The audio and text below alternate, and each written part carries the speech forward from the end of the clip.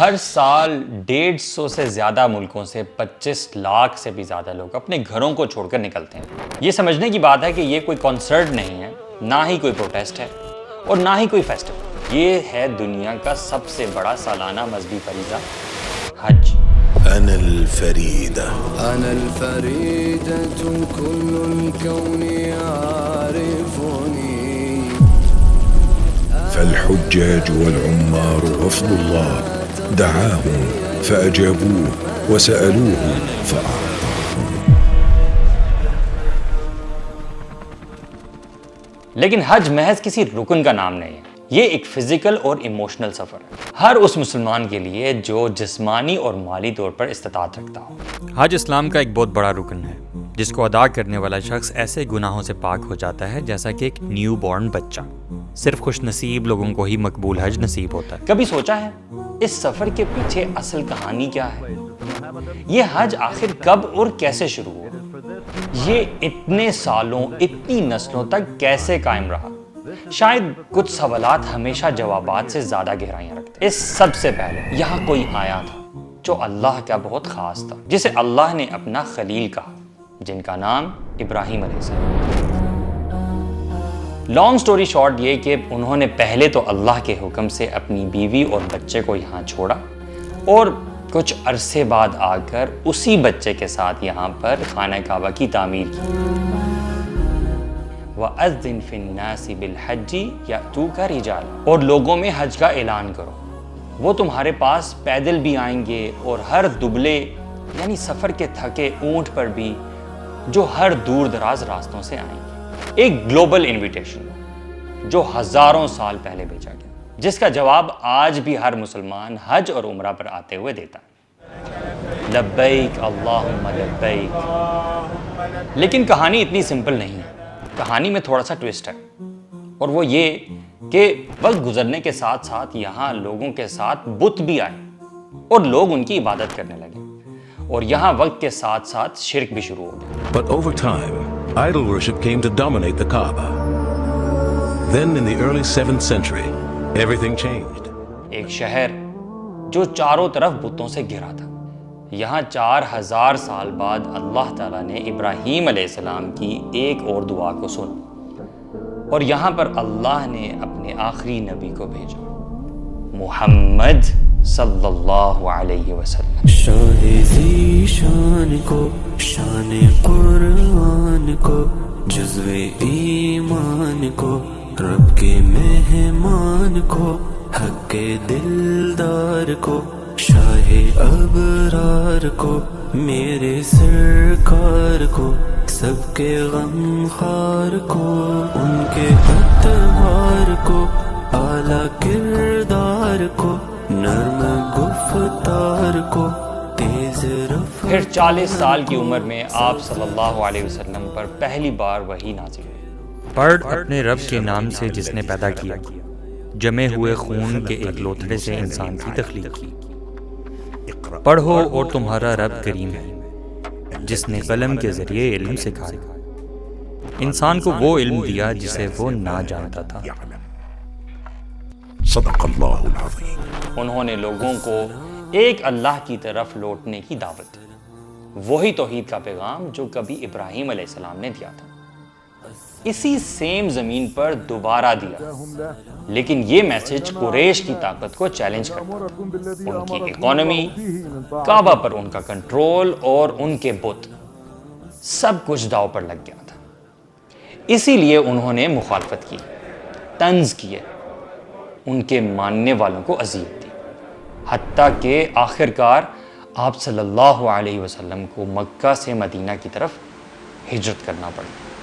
پھر اگلے 8 سالوں تک مسلمانوں کی تعداد بڑھتی رہی، مختلف جنگیں اور فتوحات ہوئی، اور پھر 630 عیسوی میں یعنی 8 ہجری میں نبی صلی اللہ علیہ وسلم واپس مکہ لوٹتے ہیں، اور اسی سال فتح مکہ ہوا، انتقام کے ساتھ نہیں، رحمت کے ساتھ۔ آپ کو پتا ہے سب سے پہلا کام انہوں نے کیا کیا؟ انہوں نے کعبہ کو پاک کیا، ہر بت سے اور ہر جھوٹے خدا سے، اور اس کے ٹھیک 2 سال بعد 10 ہجری میں آپ صلی اللہ علیہ وسلم نے حج کیا۔ حج کے تمام رکن واپس ابراہیم علیہ السلام کی سنت پر ٹھیک کیے گئے اور اس میں سے تمام مشرکانہ رسومات کو ختم کیا گیا۔ 1 لاکھ سے زائد صحابہ نے حصہ لیا اور عرفات کے میدان میں آپ صلی اللہ علیہ وسلم نے خطبہ حجۃ الوداع دیا۔ حج پھر سے واپس توحید پر زندہ ہو گیا اور حج جس کو آج ہم جانتے ہیں اپنے اصل مقصد پر واپس آ گیا۔ But now we are coming to a very interesting topic کہ کیا آپ کو معلوم ہے کہ حج ہوتا کیسے ہے؟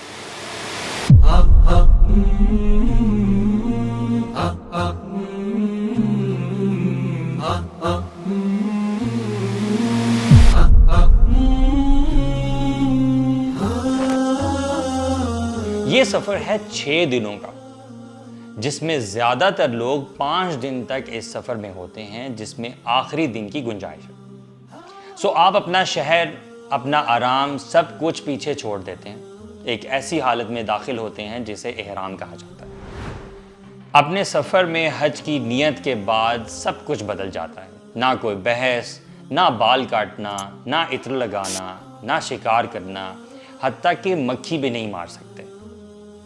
اب آپ پوری طرح پریزنٹ ہیں اس سفر میں، اس وقت میں۔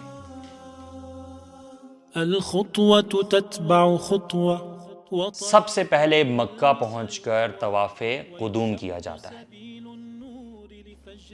کچھ لوگ روتے ہیں، کچھ مسکراتے ہیں اور کچھ بس صرف اوپر دیکھتے ہیں، حیرانی میں گم۔ اور اس کے بعد حاجی صفا اور مروہ کے درمیان چلتے ہیں۔ یہ حاجر علیہ السلام کی سنت ہے، جو ابراہیم علیہ السلام کی بیوی تھی، جنہوں نے بے چینی میں اپنے بیٹے اسماعیل کے لیے پانی ڈھونڈتے ہوئے یہ 7 چکر لگائے تھے۔ ان کا یقین تاریخ بن گیا اور ان کی کہانی ہر سال لاکھوں لوگ دوبارہ جیتے ہیں اور قیامت تک لوگ ان کی یاد میں یہاں پر چکر لگاتے رہیں گے۔ پھر حاجی 8 ذی الحج کو مینا کا سفر کرتے ہیں۔ یہاں وہ 8ویں کا پورا دن اور 9ویں کی فجر کی نماز تک رکتے ہیں اور عبادت کرتے ہیں۔ سب سے اہم دن یہ ہے عرفہ کا دن، حج کا مین رکن۔ دوپہر سے لے کے سورج غروب ہونے تک حاجی کھلے آسمان کے نیچے کھڑے رہتے ہیں، دعا کرتے ہیں، آنسو بہاتے ہیں اور اپنے گناہوں کی معافی مانگتے ہیں۔ رسول اللہ صلی اللہ علیہ وسلم نے کیا فرمایا؟ آپ نے فرمایا حج از عرفہ۔ اگر آپ کا یہ مس ہو گیا تو آپ کا حج مس ہو گیا۔ رسول اللہ صلی اللہ علیہ وسلم نے یہ بھی فرمایا جو شخص حج کرے اور اس میں فحش اور گناہ سے بچے تو وہ ایسے لوٹتا ہے جیسے اس کی ماں نے اسے ابھی جنا ہو۔ اور یہ وہ دن ہوتا ہے جب شیطان سب سے زیادہ ذلیل ہوتا ہے۔ یہ وہ دن ہے جب اللہ سبحانہ وتعالیٰ دوزخ سے سب سے زیادہ لوگوں کو آزادی عطا فرماتا ہے۔ سورج غروب ہوتا ہے تو حاجی مزدلفہ کی طرف روانہ ہوتے ہیں۔ وہاں وہ کھلے آسمان کے نیچے سوتے ہیں، نہ کوئی ہوٹل، نہ آرام دہ بستر، صرف زمین اور اوپر تارے۔ اور یہیں وہ کنکریاں جمع کرتے ہیں، چھوٹے سے پتھر جن کا بڑا مقصد ہوتا ہے۔ یہ کنکریاں دیواروں پر پھینکی جاتی ہیں، جنہیں جمرات کہتے ہیں۔ یہ رکن یاد دلاتا ہے ابراہیم علیہ السلام کی اس عظیم قربانی کو جب انہوں نے شیطان کو روکا تھا، جو اللہ کی اطاعت سے روکنا چاہتا تھا۔ اور پھر 10 ذی الحج کے دن بڑے جمرات کو 7 کنکریاں ماری جاتی ہیں۔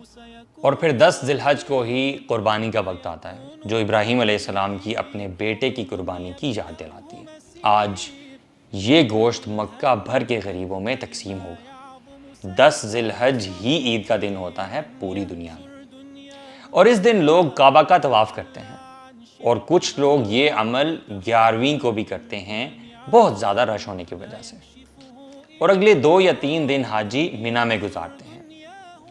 11ویں اور 12ویں دونوں دن تینوں جمرات کو باری باری 7 کنکر مارے جاتے ہیں، جبکہ کچھ لوگ 13ویں کو بھی مینا میں رکتے ہیں، لیکن 99% لوگ 12ویں کو ہی وہاں سے آ جاتے ہیں۔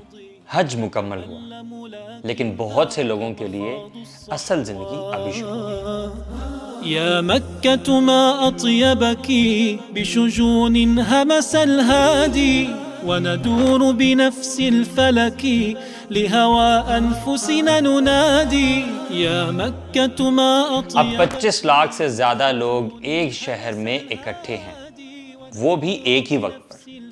سب کو کھانا چاہیے، سب کو رہنے کی جگہ چاہیے، پانی، حفاظت، دنیا میں اس جیسا کوئی اور نظام نہیں۔ اس کی مثال شاید ایسے سمجھ آ سکے، دنیا کے سب سے بڑے فٹ بال اسٹیڈیم میں 1,15,000 لوگ آ سکتے ہیں۔ اب آپ امیجن کریں ایک ایسی جگہ جس میں 20 لاکھ سے زیادہ لوگ آئیں جو نہ صرف میچ کو دیکھیں بلکہ ساتھ میں ایک ہی وقت میں کھیلنا بھی شروع کر دیں۔ تو حج کی لاجسٹکس کچھ ایسی ہیں۔ سعودی حکومت نے اربوں ڈالر خرچ کیے ہیں تاکہ ایسا انفراسٹرکچر تیار کیا جائے جو ایک ایسی آبادی کو سنبھال سکے جو کئی ممالک سے بھی زیادہ ہے۔ مینا کے ٹینٹس 1 لاکھ سے زیادہ ہیں، فائر پروف، ایئر کنڈیشنڈ اور نیشنز کے حساب سے آرگنائزڈ۔ جب لاکھوں لوگ ایک ساتھ چل رہے ہوں، ان کی حفاظت کرنا واقعی ایک ٹیکنیکل کام ہے۔ مقصد یہ ہے کہ بھگدڑ سے بچانا، گرمی کی مار سے محفوظ رکھنا اور یہ یقینی بنانا کہ کوئی بھی پیچھے نہ رہ جائے۔ کچھ ہی دنوں میں 30 سے زیادہ ہاسپٹلز، 130 سے زیادہ ہیلتھ سینٹرز اور ہزاروں ڈاکٹرز اور میڈیکل سٹاف پوری تیاری کے ساتھ ہوتے ہیں۔ چاہے ہیٹ سٹروک، ہارٹ اٹیک ہو یا کوئی بھی بیماری، سب کے لیے تیار ہوتے ہیں۔ حج حادثوں کا نشانہ بھی بنتا ہے۔ جب سعودی عربیہ نے مکہ کو ایکسپینڈ کیا تاکہ زیادہ حاجی آ سکیں تو کنسٹرکشن حج کا ہمیشہ سے حصہ بن گیا، لیکن اس کے ساتھ ساتھ رسک بھی بڑھ گیا۔ 2015 میں ایک طوفان کے دوران ایک کرین حرم میں گر گئی اور 100 سے زیادہ لوگوں کی جان چلی گئی۔ سب سے بدتر حادثات میں سے ایک 1990 میں ہوا، جب ایک ٹنل میں بھگدڑ سے 700 سے زیادہ لوگ جان سے گئے۔ These pictures were taken at the worst disaster in 1990. Thousands of Muslims died in a stampede that followed a fire in a pedestrian tunnel in Mecca. اس کے جواب میں سعودی اتھارٹیز بڑی ریفارمز لے کر آئیں۔ One way movement system, real time crowd monitoring using AI، ID wrist bands for every pilgrim, staggered schedules for rituals, اور اس کے بعد واقعات میں کافی کمی آئی۔ لیکن جو پریشر ہے وہ کبھی پوری طرح ختم نہیں ہوتا۔ لیکن اصل بات یہ ہے لاکھوں مسلمان جو حج کر سکتے ہیں کبھی جا نہیں پاتے، اور یہ ہمیشہ پالیٹکس، ویزا یا صحت کی وجہ سے نہیں ہوتا، کبھی کبھی بات کچھ اور ہوتی ہے۔